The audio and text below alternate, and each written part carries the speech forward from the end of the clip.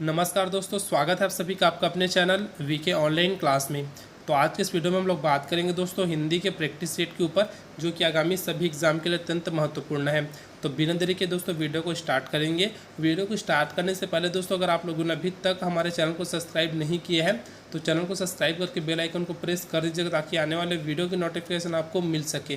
और साथ ही दोस्तों, अभी तक आप लोगों ने पिछला वीडियो नहीं देखा है जो कि हिंदी के प्रैक्टिस सेट के ऊपर है और साथ ही मैथ्स का प्रैक्टिस सेट है, तो इसी वीडियो के डिस्क्रिप्शन बॉक्स में वीडियो का लिंक दिया गया है, आप लोग वहां से जा करके देख सकते हैं। तो आइए दोस्तों वीडियो को स्टार्ट करते हैं और देखते हैं आज के हमारे प्रश्नों को। प्रश्न है, भारोपी परिवार के संदर्भ में कौन सा कथन असत्य है। ठीक है, असत्य पूछा है। ऑप्शन ए दिए है, वैदिक संस्कृत इसकी प्राचीनतम भाषा है।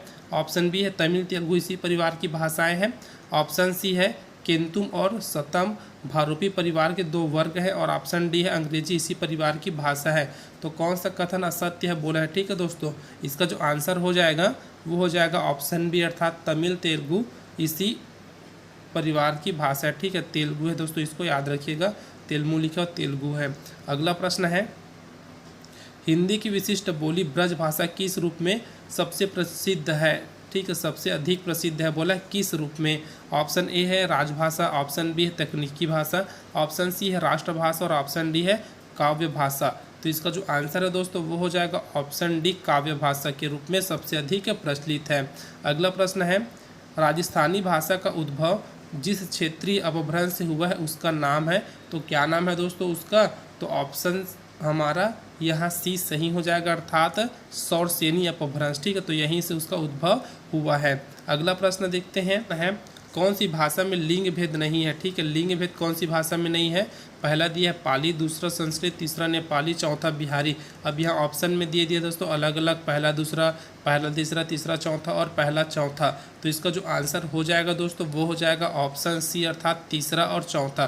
तो इसमें अर्थात नेपाली और बिहारी इसमें क्या है दोस्तों, तो लिंग भेद नहीं है। अगला प्रश्न है, सौरसेनी, पैसाची, महाराष्ट्री, अर्धमागधी और मागधी कौन सी भाषा के 5 भेद है। तो कौन सी भाषा के यह 5 भेद है दोस्तों। तो ऑप्शन बी हमारा सही हो जाएगा, अर्थात प्राकृत भाषा के यह 5 भेद है। अगला प्रश्न है, भारतीय आर्य भाषा में ट वर्ग की ध्वनियाँ किसकी देन है। तो किसकी देन है दोस्तों, ट वर्ग की ध्वनियाँ किसकी देन है हमसे पूछा गया है। ऑप्शन ए है द्रविड़ भाषाओं की, ऑप्शन बी है तिब्बती भाषाओं की, ऑप्शन सी है लैटिन भाषाओं की और ऑप्शन डी है किसी की नहीं। तो इसका जो आंसर हो जाएगा दोस्तों वो हो जाएगा ऑप्शन ए, द्रविड़ भाषाओं की यह देन है। अगला प्रश्न है,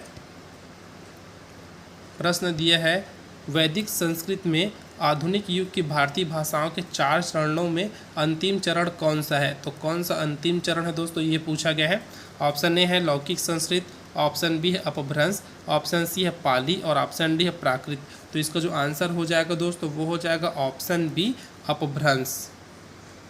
अगला प्रश्न देखते हैं।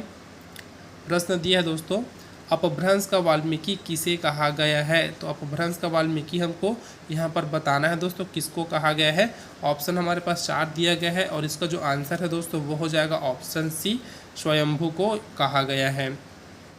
अवधी किस उपभाषा की बोली है। अवधी किस उपभाषा की बोली है। ऑप्शन ए है खड़ी भाषा, ऑप्शन बी है ब्रज भाषा, ऑप्शन सी है पूर्वी भाषा और ऑप्शन डी है बिहारी भाषा। तो किसकी यह उपभाषा है दोस्तों। तो इसका जो आंसर हो जाएगा वो हो जाएगा ऑप्शन बी, ब्रज भाषा। अगला प्रश्न देखते हैं। प्रश्न है, बिहारी बंगाली, उड़िया और असमिया भाषाओं का जन्म कौन से अपभ्रंश से हुआ है। ठीक है दोस्तों, एक बार फिर पढ़ते हैं। बिहारी बंगाली, उड़िया और असमिया भाषाओं का जन्म कौन से अपभ्रंश से हुआ है। तो इसका ऑप्शन दिया है ब्राचड़, ऑप्शन बी है खस, ऑप्शन सी है महाराष्ट्री और ऑप्शन डी है मागधी। तो किससे हुआ है। ऑप्शन डी हमारा सही हो जाएगा दोस्तों, अर्थात मागधी से हुआ है इसका जन्म। अगला प्रश्न है, अधिकतर भारतीय भाषाओं का विकास किस लिपि से हुआ है। तो कौन सी लिपि से हुआ है दोस्तों। 4 लिपि हमको यहाँ पर दिया गया है और इसका जो आंसर हो जाएगा दोस्तों वो हो जाएगा ऑप्शन डी, ब्राह्मी लिपि से हुआ है। अगला प्रश्न है, लिपि किसे कहते हैं। तो लिपि किसको कहा जाता है दोस्तों, इसके ऊपर है प्रश्न। ऑप्शन ए दिया है भाषा के लिखित रूप को, ऑप्शन बी दिया है किसी भी लिखित भाषा को, ऑप्शन सी है भाषा को लिखित में व्यक्त करने हेतु ध्वनियों को अंकित करने के लिए चिन्हों का व्यवस्था या फिर चिन्हों की व्यवस्था को, और ऑप्शन डी है इनमें से कोई नहीं। तो इसका जो आंसर हो जाएगा दोस्तों वो हो जाएगा ऑप्शन सी, अर्थात भाषा को लिखित में व्यक्त करने हेतु ध्वनियों को अंकित करने के लिए चिन्हों का या फिर चिन्हों की व्यवस्था को। अगला प्रश्न देखते हैं। प्रश्न है दोस्तों हमारा 56वें नंबर का प्रश्न है, किस अपभ्रंश को अवहट्ट के नाम से जाना जाता है। ठीक है, तो किस अपभ्रंश को अवहट्ट के नाम से जाना जाता है।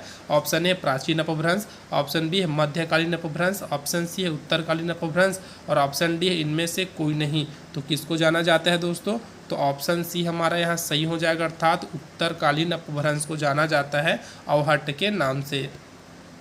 अगला प्रश्न है, निम्नलिखित में से कौन सी बोली अथवा भाषा हिंदी के अंतर्गत नहीं आती। तो कौन सी बोली या भाषा है दोस्तों जो कि हिंदी के अंतर्गत नहीं आती, ये हमसे पूछा गया है। ऑप्शन ए दिया है कन्नौजी, ऑप्शन बी है बांगरू, और ऑप्शन सी है तेलुगु। ऑप्शन डी गायब है यहाँ से, और जिसका जो आंसर है दोस्तों वो हो जाएगा ऑप्शन सी तेलुगु। अगला प्रश्न देखते हैं। प्रश्न है दोस्तों, श्रीलंका में कौन सी भाषा को मागधी कहा जाता है। तो कौन सी भाषा को मागधी कहा जाता है। ऑप्शन ए है प्राकृत, ऑप्शन बी है संस्कृत, ऑप्शन सी है पाली, और ऑप्शन डी है सौरसेनी। तो किसको कहा जाता है दोस्तों मागधी। तो इसका जो आंसर हो जाएगा दोस्तों वो हो जाएगा ऑप्शन सी पाली को कहा जाता है मागधी श्रीलंका में। अगला प्रश्न है, उपनिषदों की संख्या कितनी है। तो कितनी है दोस्तों उपनिषदों की संख्या बताना है। ऑप्शन ए है 106, ऑप्शन बी है 108, ऑप्शन सी है 110, और ऑप्शन डी है 112।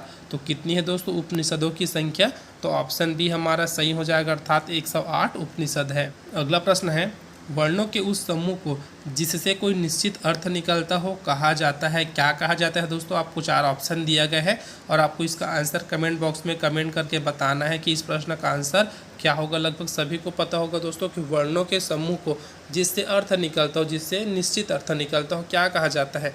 तो सभी को पता है दोस्तों, जरूर कमेंट बॉक्स में कमेंट करके बताइए कि इसका आंसर। अगला प्रश्न है, रामायण महाभारत आदि ग्रंथ कौन सी भाषा में लिखे गए हैं। तो कौन सी भाषा में लिखे गए दोस्तों। ऑप्शन ए है लौकिक संस्कृत, ऑप्शन बी है ऋग्वेद की भाषा, ऑप्शन सी है आर्य भाषा, और ऑप्शन डी है देव भाषा। तो किस भाषा में लिखी गई है दोस्तों, तो ऑप्शन ए हमारा सही हो जाएगा, अर्थात लौकिक संस्कृत में यह लिखी गई है। अगला प्रश्न है, प्रश्न दिए है भाषा की लघुत्तम इकाई क्या है। तो भाषा की लघुत्तम इकाई क्या है दोस्तों। ऑप्शन है शब्द, ऑप्शन बी है स्वर, ऑप्शन सी है व्यंजन, और ऑप्शन डी है वर्ण। तो कौन सी है दोस्तों भाषा की जो लघुत्तम इकाई है वह ऑप्शन डी हमारा सही हो जाएगा, वर्ण है। तो दोस्तों आज की वीडियो में बस इतना ही। वीडियो अगर आपको हेल्पफुल लगा तो वीडियो को जरूर लाइक कीजिएगा, साथ ही अपने दोस्तों में ज़रूर शेयर कीजिएगा। अब मिलते हैं दोस्तों अगले वीडियो में कुछ इसी प्रकार के प्रश्नों के साथ। तब तक के लिए जय हिंद।